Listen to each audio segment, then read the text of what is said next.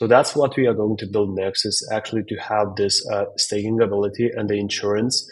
And this is where the token and available liquidity is coming into play.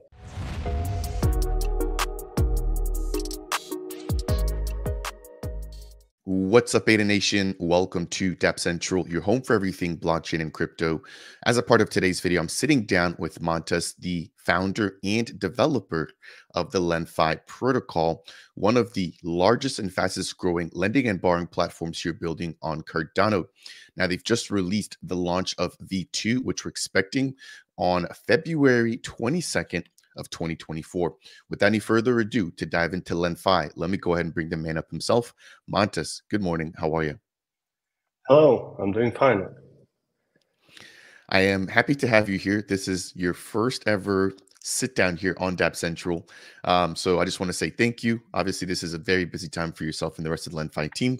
And as a part of today's video, I just want to give you an opportunity to kind of share Lenfi's vision, but then also give us an update as to all the hard work that's gone into revamping the platform with V2.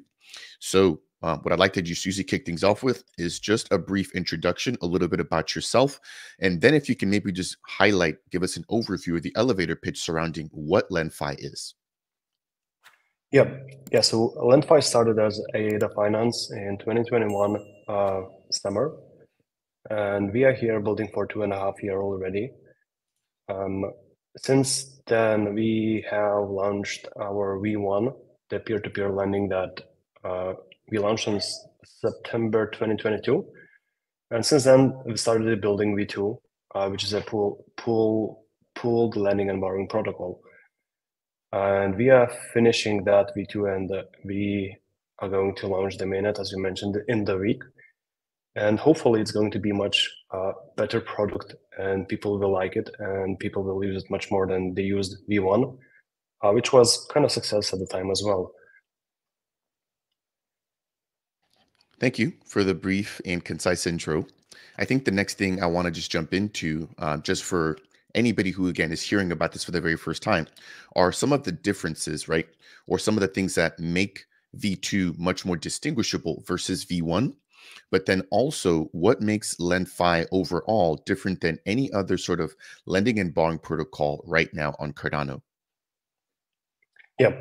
When we created the V1, we made the product in the way that much of responsibilities were taken by the actor. For example, if you're a lender, you're actually selecting the loan that you find suitable for you. This includes the interest rates, the liquidation thresholds, or even the collateral amounts, and so on and so on. So basically, the user have to select, okay, this is the loan I think is not risky, and this is the loan I'm going to provide a loan for. And it was one of the biggest hurdles at the time, because not everyone can assess the risk of the loans, and not everyone can and not anyone can liquidate the loans. I mean, be able to liquidate the loan if it's needed. So the V2 is actually solving all those issues, and V2 creates a centralized pool with a math inside the smart contracts. The math is saying, okay, this is the amount of the loan you can take with this amount of the collateral. This is what interest you have to pay. It's not you are selecting the interest rates. It's actually the pool is deciding what interest rates are, and it's more of the decentralized economy, where if the loan is under collateralized, which means someone can liquidate it, anyone can liquidate it. So you don't need to be waiting for the liquidation, because someone will find an opportunity to liquidate the loan and take the fees for that. And in exchange, you as a depositor, as a lender, you have to trust the pool. That's why it's called a pool, because every depositor, instead of providing the loans by themselves on the peer-to-peer matter, they are actually depositing the funds into the pool, and the pool is doing all the math, and pool is taking care of everything after that. And in exchange, from the borrower point of view, it changes a lot. Before, you had to create the requests to get a loan, and someone would have to provide the loan. So it's basically it's a two-sided marketplace. it's very inefficient model at times, because you have to find a borrower, and the borrower have to find a lender. And on the V2, borrower will come to the platform and they will see, okay, there are the pools, there are the liquidity, and all I can do is just simply click a couple of the buttons and take the liquidity from there and leave the collateral in exchange. So solving these hurdles, making the better user experience was the goal of the V2 as well. Thank you for that. Just to make sure, for the audience here, I'm going to quickly recap. Sounds like from a lender's perspective, you're removing the burden from their end to actually assess and decipher how to set interest rates, right? You're also making the market overall a little bit more competitive with respect to liquidations. And then more towards the end, you mentioned that borrowers no longer have to wait around, which I think has been one of the biggest sort of breakthroughs with pooled lending, is the fact that it differs much more from P2P, where again, you no longer have to have both parties sort of sitting there in agreement. This sort of reminds me of CNFT.io, which was one of the first sort of NFT marketplaces way back in the day, right? Where you had to create a request to sell something, somebody had to accept it, and you had to just kind of go back and forth.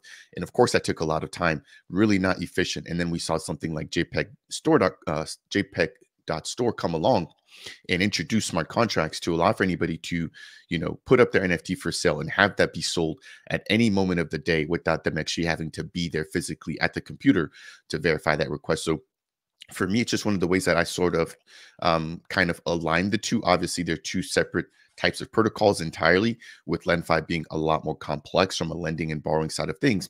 But it's just one way that I like to sort of illustrate some of the differences between P2P and pooled lending. So thank you for breaking that down. Now let's jump into some of the actual new enhancements or features that come along with V2. So with the release of V2, I think there's a couple of ways that we can kind of dissect things, right? So I'll kind of turn it over to you. I know that there's liquidations, there's the pool manager NFT, there's now the adoption of NFTs as bonds, which basically mean that somebody could sell technically their quote unquote debt. But then there's also, an Oracle solution that you guys have implemented. Where do you want to start? Maybe I'll give you the opportunity to highlight some of the biggest and most important features or enhancements, and then I'll just kind of, jump into different topics once you're wrapped up.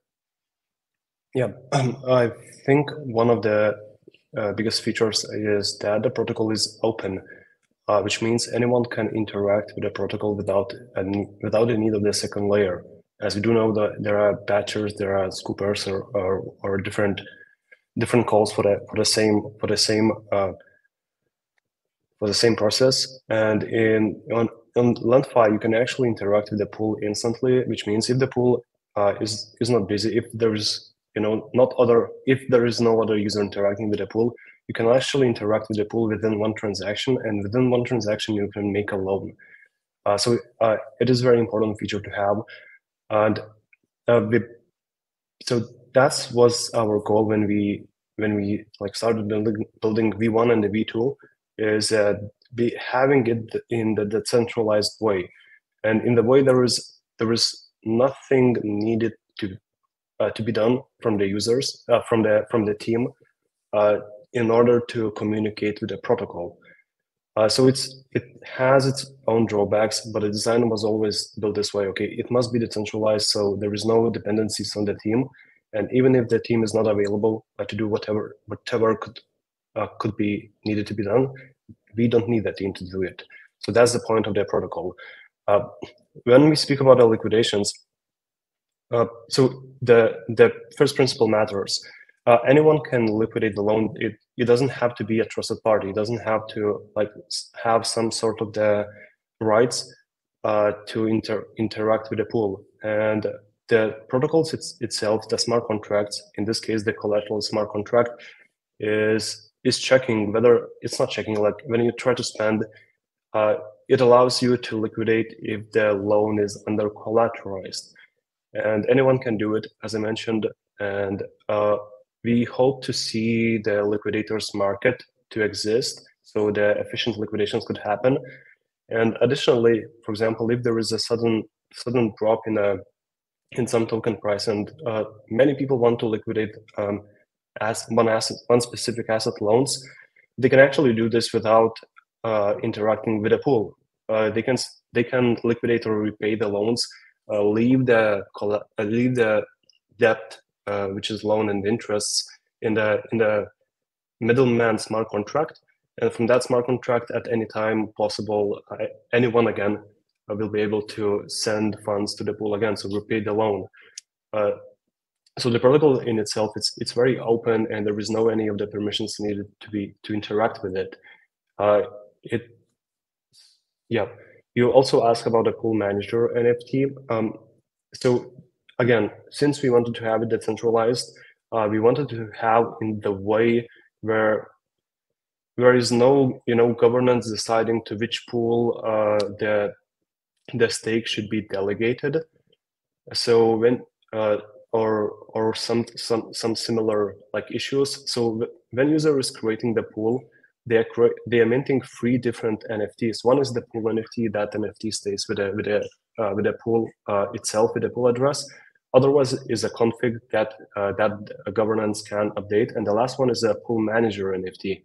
And this pool manager NFT allows you to control the stake credentials of the pool address. As usually address have the spending part and the staking part. So this staking part is saying, okay, where the ADA is delegated of this address. So if you created a pool, you can actually control the delegation of the address. Additionally, you can do some interesting stuff, like you can even create a stake pool using those credentials, because you are the pool manager NFT owner, and since you are like owning this NFT, you can do those things. Last thing was the oracles, right? Yeah, so the oracles is the ugliest topic of all of it. On the V1, we had an oracle where we invited 5 different parties, like 4 stake pool operators and then MinSwap as a team, and they've been running an API endpoint where when user was trying to liquidate a loan, they would actually send the whole transaction body to the API, to the node, and this node was verifying whether this loan can be liquidated or not. On the V2, we are making huge changes on the way what is signed by the oracles. So we are not using any of the existing oracle solutions on Cardano, like C3 or OrcFax. But instead of this, we are running the off-chain nodes, and these nodes are signing the data before the borrowing or liquidation actions. So those are 2 actions when the oracles are needed. When someone is borrowing, pool needs to know, okay, whether this collateral is good enough for the loan. So pool is presented with that data, and this data is signed by the oracles. And if enough of oracles have signed the data, it assumes, okay, this is a good price, this is a valid data, and the loan can happen. The same thing with the liquidation. Again, the smart contract is presented with a signed data, and if it's a valid data, it can be liquidated. Thank you for touching on all 3 of those topics there. I think the first was liquidation, second were the pool manager NFTs, and number 3 was the price feeds. Maybe we just kind of kick things off with the price feed. There's been other protocols that have had issues, right, with, I don't want to say centralized, but single points of failure. What have you guys done to make sure that you guys don't fall into a similar situation? Because again, Oracle data is so important, and it can have such a big impact on people's open collateral, people's open positions. What has been done to make sure that there aren't any sort of bottleneck issues very similar to what we've already seen happening with other protocols on the mainnet? Yeah, all we can do is actually to have as much nodes as possible, and to have it in an efficient manner. So what we are having 9 nodes, and out of those 9, 5 signatures must be collected. So these 9 nodes, they are validating the data, and what sources they are using, what price APIs they are using, it's up to them at the moment. Like they can use any of the sources, any of the providers like Maestro or Blockfrost, or I don't know whatever the APIs are available, and they have at the end they are saying, okay, here is a for example Lenfi token, and this is the price of the token. Is it the valid price or not? So that's the request data coming to the Oracle, and they are responding with a signature if the data is okay. So what we can do, we can simply, all we can do is decentralize and have as much nodes as possible. But still, there are, there could be always the risks. There is always probably something that could fail in the way. Yeah, because we don't have the decentralized, I can't say we don't have, like, it's very hard topic in the Cardano DeFi system space at all, but we don't have the Oracle solution that is usable or that is efficient for fast changing paces. That's why most of the protocols, they invent their own solutions, and some of them fails at the times. Yeah, so no, I appreciate you taking the time to answer. Obviously, not an easy question. I think, again, just from my perspective, given the history that we have seen here, I can see that always being a topic of contention when it comes to oracles, especially when there is any sort of collusion between the nodes that you guys are utilizing. I would definitely stress, to push for the adoption of something like C3 or even something like OrcFax. Obviously, I think, they are a lot more expensive of a solution, but I would always recommend that. And so, again, I'm interested to see how that kind of rolls out here moving forward. Now, let's keep the conversation moving here, Montes. Let's talk a little bit about the NFT bonds. So for anybody who isn't aware, this is a brand new feature coming as a part of V2, the ability to basically sell your debt position on an open market for anybody else who wants to buy it. Can you explain, number one, how that works? And then exactly how you actually see people trading these NFT bonds? Will that be on something like jpeg.store, plutus.art, or are you guys going to have your own bond marketplace where people can kind of swap and trade those between themselves? Yeah. So NFT bond is a rights to the collateral if you repay the loan. So it's when you take out the loan, it's not assigned to your address, but it's actually assigned to that NFT that you can transfer to any of the wallets. When the idea, we had NFT bonds on the V1 as well, and both the borrowers and the lenders had bonds of the similar kind of the V1. And at the beginning, we didn't want to build any of the marketplace, simply see whether there's any of the interest to be selling the loans or selling the NFT bonds. And we have integrated actually the JPEG store and allow the users on our interface to we scrape the JPEG store, and if there are any of the bonds being for sale, we actually been displaying this on our UI. I think there wasn't that much of the volume from the user's point of view of the sales of these bonds. That's why we didn't build any of the marketplace. We will need to reconsider this on the V2 as well if we will see there is a need from the users. But we are not, having this on our mainnet launch at the moment. Thank you for that. I do want to just quickly take a step back and actually want to talk a little bit about the liquidations as well. So earlier you mentioned the fact that users will have the ability to perform the liquidation whenever a debt position falls below a certain health factor or certain collateral ratio. On similar protocols that have launched in Cardano, we have somewhat of a pool set aside to perform liquidations instantly without actually having to just kind of sit there and wait for liquidators to come in and initiate a process. Are there any plans or thoughts surrounding just automating the process of liquidations to take the burden off of end users and to basically have a sort of pool set aside just to perform liquidations solely? Yeah. So on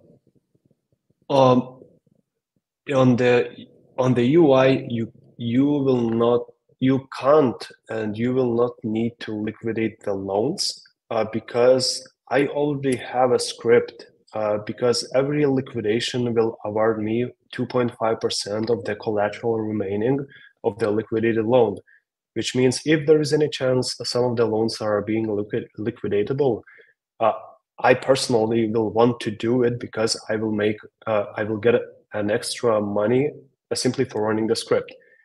The good part is this script is public. We have shared with everyone on our repository, okay, this is the script for the liquidations. And if you want to be me in this case and make the extra bucks simply for liquidating the loans, all you need to do is simply check some specific addresses. And if you see there is some loans liquidatable, just do it because you will make some money out of it. So that's what I meant when I said, okay, this is the open protocol, meaning we build an economy on top of it. So every action is incentivized by the monetary values because you will make extra gains simply by deploying some certain actions. And it is a liquidation, it is a batcher action. You know, there's some, we call it sequencer, because if the pool is busy, you can leave your order in the sequencer and someone else will trigger this order. They will get paid for this. And the last one was when you actually repay not to the pool, but to the intermediary contract. If someone is sending the money is repaying the loan from that contract into the pool, they will again make some extra yields, extra money for that. So we hope it's going to be enough, you know, to perform those actions. And we already have an interest from the developers to be running that, and some of them are like really deep into the weeds to be doing it at the time of the mainnet launch. So user will not need to do it. Expect it for the scripts to run. Thank you again. Sort of reiterating the competitive piece of that 2.5% that they can earn by liquidating. I think more or less just to kind of give you an understanding where that question stems from is from just some protocols having bad debt in instances where there appears to be, you know, a black swan event or big market crash, and you have these loans which should be liquidated that aren't because there just isn't sufficient funds or maybe just sufficient awareness in those market downturns to actually perform the liquidations as quickly as possible. When you take a look at a centralized exchange where you're able to swap just traditional funds, when you're liquidated, it happens, you know, instantly. You get an alert on your phone, boom, you know, 5-10 seconds later, your account is liquidated. Whereas here on decentralized protocols like Cardano with, you know, platforms building here, there has been instances where liquidations just don't happen as quickly as you would like them to, again, therefore putting the protocol at risk, right? To where the collateral or the position just may get to the point where, you know, there's such a small gap that the 2.5% is maybe, you know, 0.5%, et cetera, whatever the case is, to where there really isn't an incentive to liquidate at that point, right? So that's where I wanted to just kind of dive in a little bit deeper to see what you guys have done to make sure that, you know, Lenfi V2 doesn't fall to the same sort of issues that we've seen on other platforms as well. I think that will do it there. We've touched, I think, on quite a bit. Unless you have anything else to add, I want to kind of shift the conversation over to Plutus V2 and Aiken. So when the announcement of Lenfi came out, you guys had mentioned, hey, we're going to be working to rewrite these smart contracts.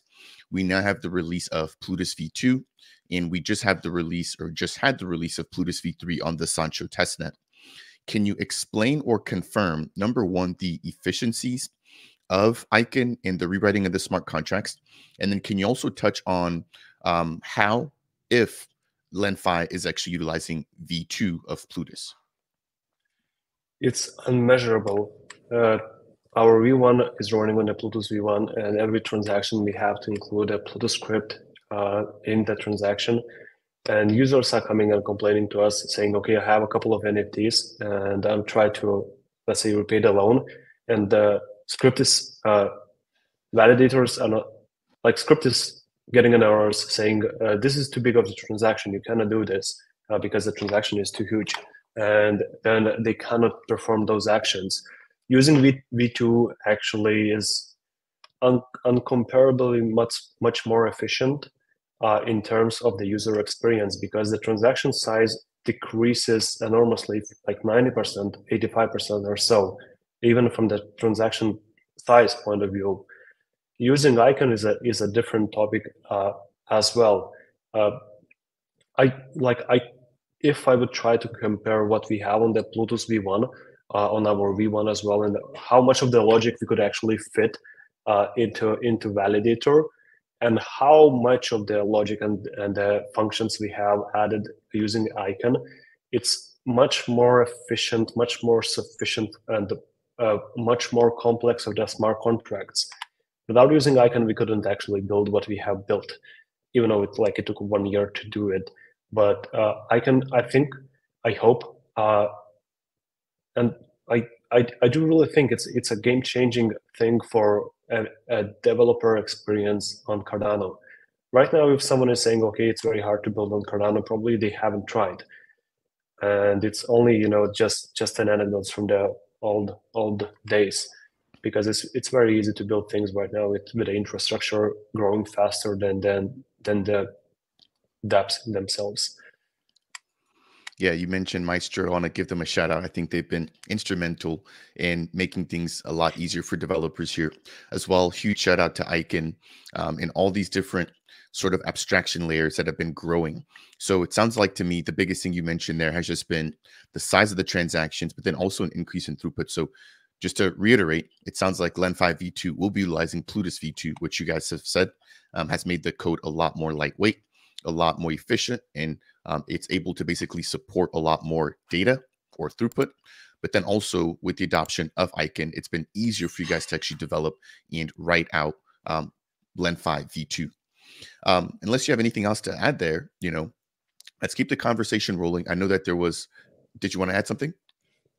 Yep. So the worst thing about Aiken is when it changes so rapidly in the good matter. So our smart contracts that we have currently, if we would be rewriting them right now, we would be using much more different type of the smart contracts, and those ones would be much more efficient again. But at the time we've been writing them, we couldn't do so. It changes so much and so fast, and you become very, your code is a legacy after half a year. But it's very hard to be doing the smart contracts, because you have to ship them, launch them, and people will start using them and post their liquidity in there.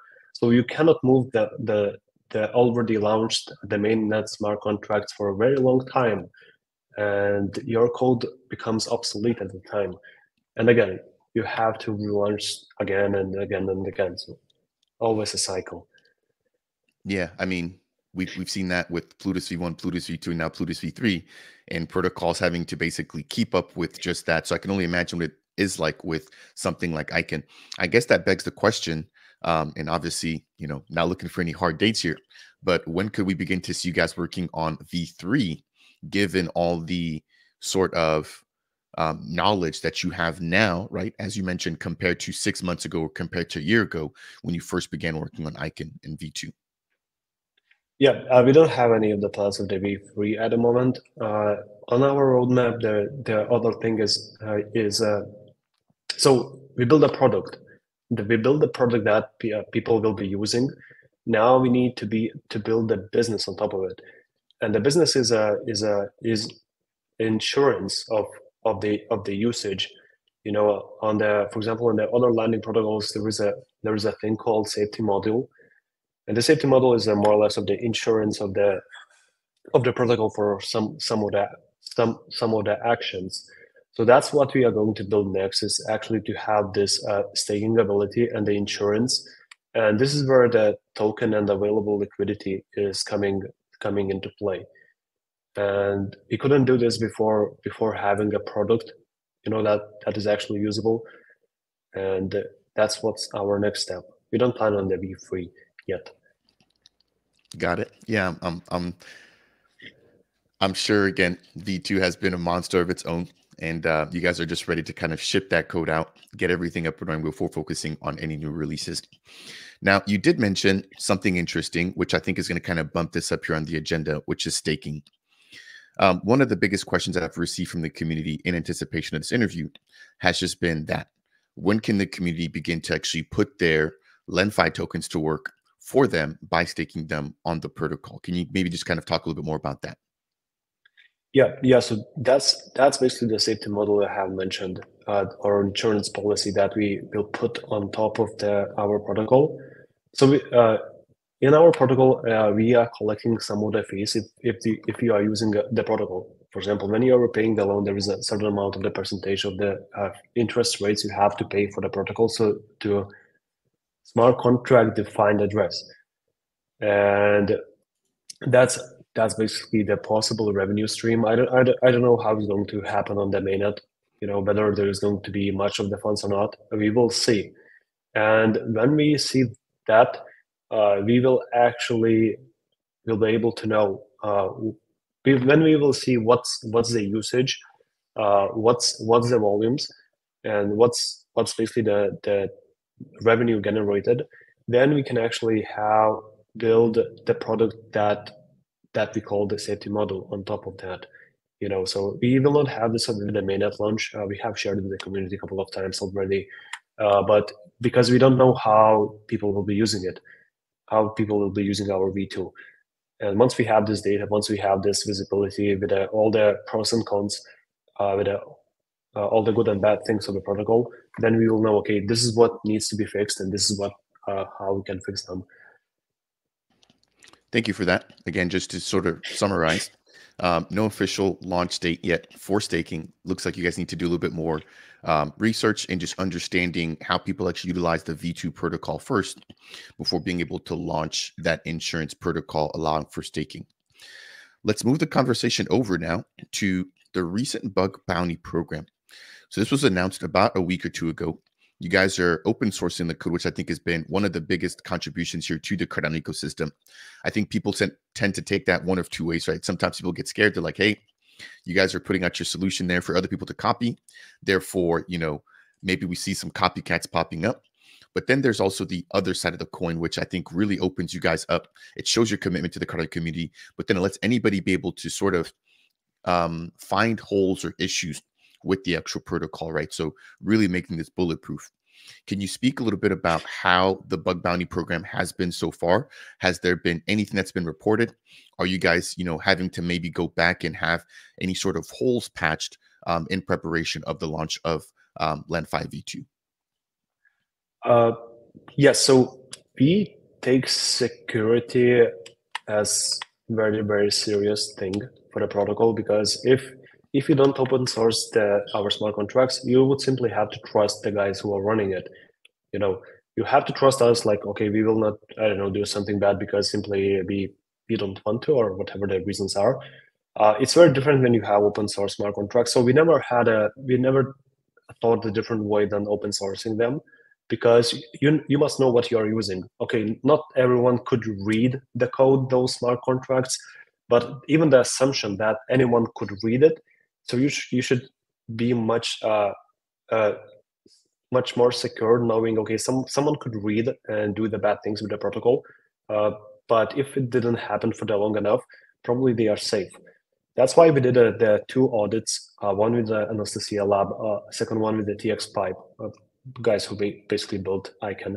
And that's why we opened the book bounty as a third step, to simply make sure that protocol is safe.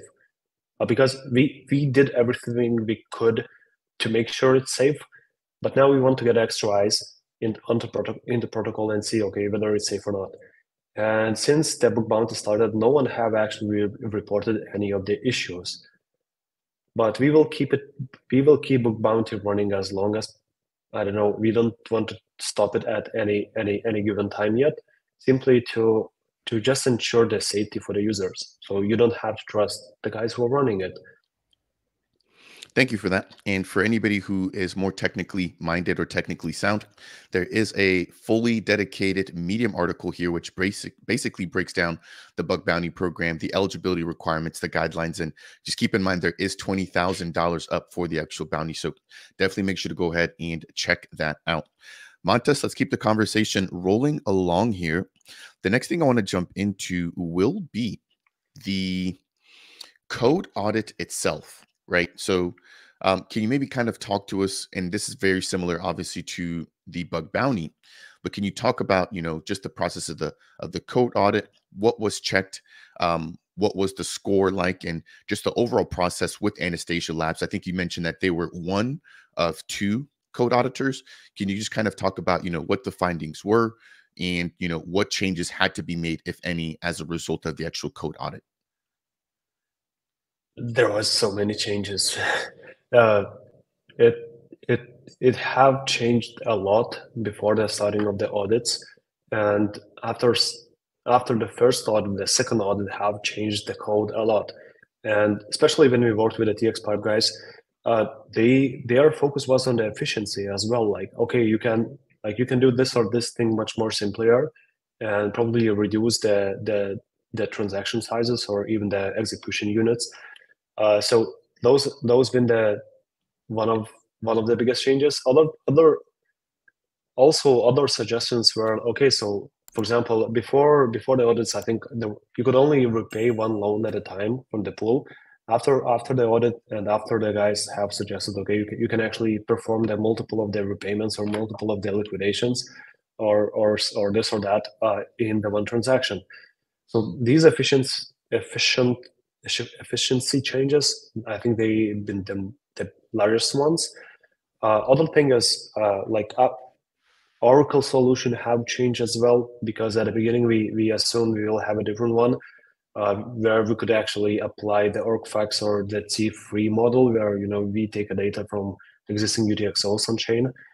But we have changed this dramatically to have on a different way, because first for the user experience, it helps from the user experience to have this model, and it will be much more friction. It will be frictionless. And additionally, you mentioned the Plutus V3, and the largest change on the Plutus V3 is the encryptions, with the data encryptions and like stuff similar to that. And I think that's the time where different Oracle solutions will come into place. And our V2 will be able to use those available Oracle solutions because of the audit, because of some of the moving parts that can be moved. And that's why we chose this way, because in the future it's not going to be very hard for us to make a change into superior model of the oracles. Hopefully we will do it. Hopefully it comes. And as much as I know, there are people working on it already. That's really reassuring to hear. Again, I think that is one of the sort of main points of security for myself, and I'm sure for many out there in the community. But I'm also happy to hear that you guys were able to learn right from TX Pipes and Anastasia Labs to make the code much more efficient and less taxing here for the Cardano blockchain overall. Now, the very last topic I have for you here, Montes, is surrounding growth marketing and just your strategy, right, to bring new people into Lenfi V2. We've seen some pretty prominent crypto reporting firms, I think one of them being Cointelegraph, highlighting the impact that Lenfi V2 will have here on the Cardano community.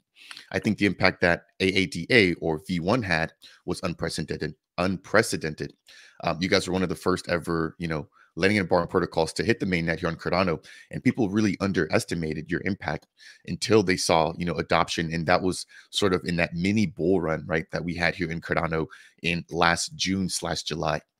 Now, with V2 coming along, we've touched on so many brand new features, efficiency, etc. What are the plans from a growth and marketing perspective that you guys are aiming to do to bring more people into the Lenfi ecosystem? I'm very conservative about this topic, and I do think product will speak for itself. From one point of view, the product will speak for itself, and we want to build a product that not using it is actually missing out. So it's very important thing. And for example, if okay, I need to speak about the marketing. So our plan is to build a product you will lose not using. Yeah, you will miss out by not using it. And of course, we will perform some of the marketing campaigns, but it's going to be it's going to be within the Cardano ecosystem. You know, we will not say, okay, we will bring every Ethereum user into every Aave user will use Lenfi now because it has NFT bonds. No, we are not going to say this. What we want to focus is the users that the liquidity available right now on the Cardano space, and we want to have them first. You know, when you mentioned V1, yes, yeah, it was kind of great campaign because when we launched, even though the app itself was off-chain, was Python running the command lines in the backend and simply building the transactions, but the product was a good, you know, it did the job it was promising for, and we kind of prove that we can build.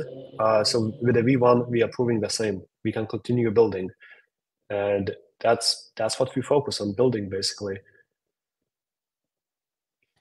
Thank you for that. I've got one more question surrounding this. So there was a vote about utilizing some of the Lenfi, right? I think it came from the treasury, if I'm not mistaken, to kind of put that towards marketing, outreach, etc. This was a while back. You know, with something like that, could we also see funds being used to get Lenfi listed on some of these major exchanges? So, you know, sort of a twofold question just surrounding how to utilize the treasury, but then can we also expect Lenfi to have any sort of big listings coming up in 2024? I can't say I can say yes, I can't say no. Because first, we don't know what's going to happen. Secondly, it's not up to us. It's up to DAO to decide some of the things. And I think listing on the third tier checks at the moment doesn't do much of the impact, as a couple of the Cardano native tokens have listed, you know, on a couple of the exchanges, and nothing really happened. Like no new users, no, I don't know, token price didn't go up to the moon, and so on and so on. So those, I think it's not that impactful as it was. But once any of the Cardano native token lists on, let's say, Binance, you know, something very, very huge, then people will start to come. People will start to speculate. People will see the values in the things they don't see right now. You know, so that's why, you know, I can't say okay, we will list or we will not list anything. If you want to swap the tokens, there are multiple of dexes where you can actually do it very efficiently, and they will likely be much more liquid than the Texas can be at the moment. You know.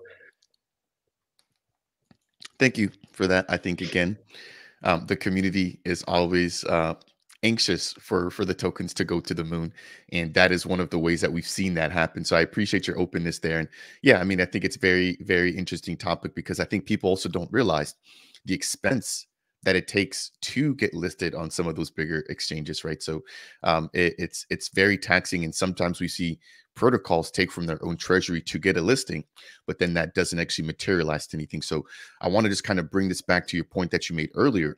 You have to let the product speak for itself. You know, that is going to be the ultimate driver of the price and of adoption moving forward. And as you mentioned, you guys will be focusing here on the Cardano community.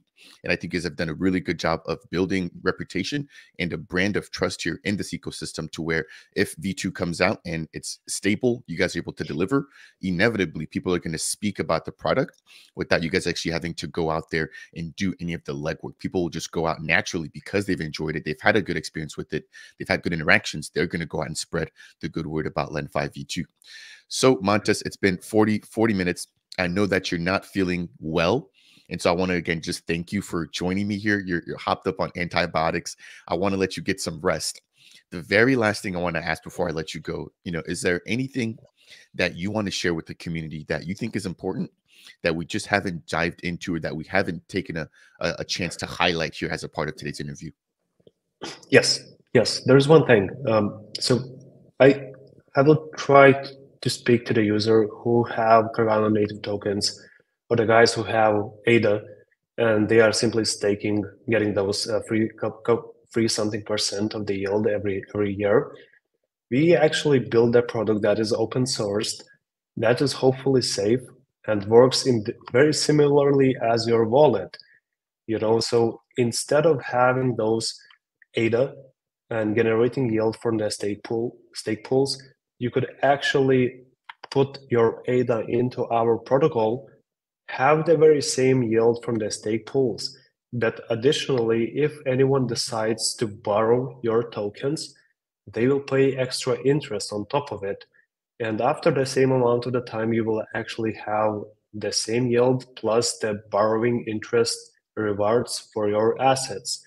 And this is a very powerful thing to understand. The same assets you have in your wallet, you could actually have on the open source, hopefully safe protocol, and make much more yields on there if there is a borrowing activities. And these borrowing activities is actually what makes the space grow, because some of the people know how to utilize the same liquidity and make extra yields for you. And additionally, it's the same thing for the Cardano native tokens, which doesn't generate much of the yields at the moment. You could actually deposit those tokens into our protocol, and you can take them at any time back. But if someone decides to borrow them and pay you interest on top of it, you will end up win-win. You will end up winning in this situation, you know. So that's what I'm trying to convince now, saying, okay, you could actually make extra money by simply using the protocol. We've had quite a few different platforms aim to provide what they call boosted staking, right? One of them actually being Fluid Tokens, which has brought on a brand new feature to do exactly what you just said there, which is to give the Cardano community a way to securely still get their yield that they're getting from traditional Cardano staking, that 3.5% or so that's continuously diminishing. But on top of that, earn an additional yield when their assets are being put to work for them through something like the liquidity pools being put out by Lenfi V2. In closing, I have to highlight the latest monthly stats from Lenfi. Just to put this into perspective, right? The average loan size for the month of January of 2024 was 5,900 ADA, which in US dollars is about $3,000 US at the time. Right now, which Cardano is trading at. So these are pretty substantial loans. If you have any sort of ADA just kind of laying around, you want to generate some extra yield, be able to do that in a very simple way, then definitely look out for Lenfi V2 as it gets ready to launch here on February 22nd of 2024. Montes, this has been an awesome introduction to you here on the YouTube channel. I appreciate your time. I appreciate all your answers, and I look forward to doing it again here with you. For the ladies and gentlemen watching at home, if you guys enjoyed today's interview, right, of the highly anticipated Lenfi V2, please make sure to smash that thumbs up. If you have any questions for me or Montes surrounding Lenfi or any of the topics that we've talked about, please go ahead and leave a comment down below. And last but not least, we'll see you guys in the next video.